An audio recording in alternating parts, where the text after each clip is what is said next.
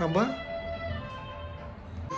नाहीये पाठव चांगल्या प्रकारे हे आमचे लक्ष फाउंडेशन आणि कल्याणी संस्थेतर्फे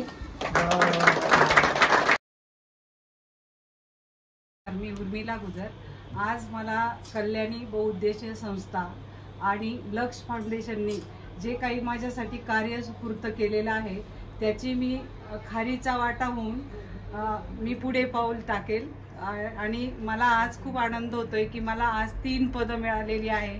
ताईंनी सांगितलं की ही संधी कोणाला मिळत नाही, तुलाच पहिल्यांदा मिळालेली आहे. त्याच्यामुळे मला आनंदाश्रू सुद्धा येत होते मगाशी पण.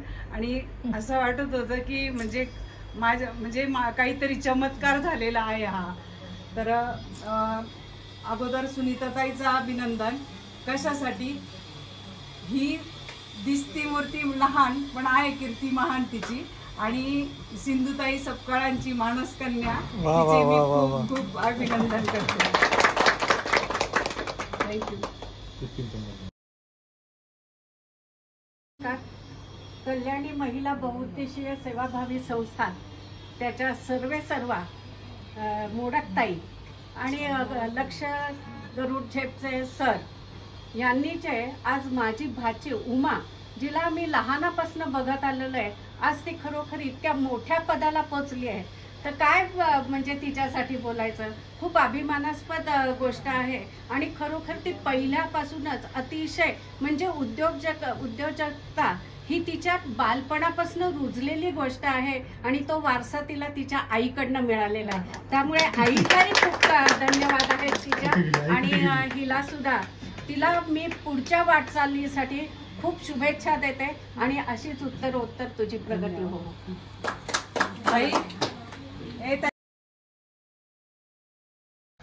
आज माझ्या मुलीला जे काही हे पद मिळालेलं आहे किंवा तिचं अगदी ती उंच शिखरावरती चढत आहे, त्याला आमचे सर्वांचे पूर्ण आशीर्वाद आहे. आणि ही जी योजना आहे आपल्याला सरकारी, तर आपण सर्वांनी त्याचा लाभ घेण्यामध्ये कुठे कमी पडू नये, एवढीच माझी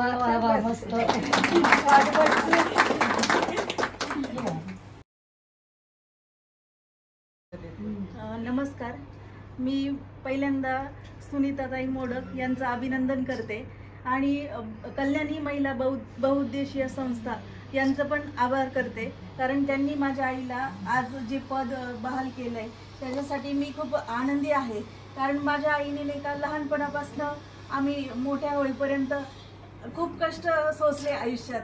आणि आई पहिले शिवण क्लास घ्यायची आणि मग नंतर श्रीनिवास हँडीक्राफ्ट हा बिझनेस चालू केला तिने. त्याच्यातही आम्ही तिला भरपूर मदत केली.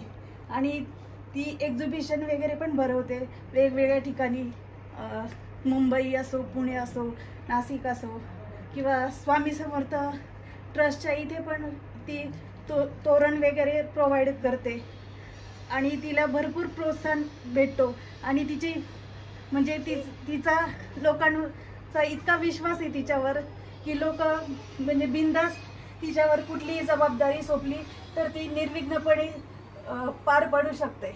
आणि मला खूप अभिमान आहे की ती आज या एकटी लढत आली आहे आणि आयुष्याची झुंज ती गाठली.